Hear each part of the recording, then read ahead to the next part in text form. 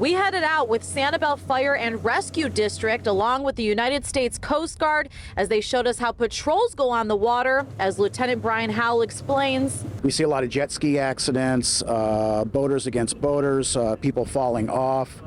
Some really bad ones have been people in the water with the outboard motor running, prop-related injuries. People are in the water next to a running prop, which can do severe damage and cause fatalities. Officials tell me when this time of the year comes around with spring break and just the busy season in general, they actually have a heightened sense of awareness because they're expecting more calls to come in.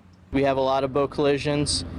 Just looking out for one another, knowing the right directions to take when you see another vessel. A boat collision happened just this past week between Sanibel and Fort Myers Beach. It's still under investigation, but we actually saw that boat on the water that another boat collided with in the dark, and officials hope these kinds of incidents are avoided. The big thing is just paying attention to those navigational hazards. Things are still floating. Hazards that are still in the water from Hurricane Ian. The crew just told us a story how even a boat hit a car in the water recently. There's a couple cars that are already pulled out. I'm sure there's still more that are unknown, but until we kind of find those out, that's kind of how we have to approach it. Petty Officer Joseph Zarlinga with the U.S. Coast Guard says you have to report these sorts of things so other boaters are aware. Also pay attention as channel markers may not be in the appropriate places or they're completely gone. Sandbars have shifted as well. Make sure to have proper safety equipment on board at all times. Having radio communications, operating cell phone, know who to contact. You got to drive a boat like a vehicle, and that's be a defensive driver,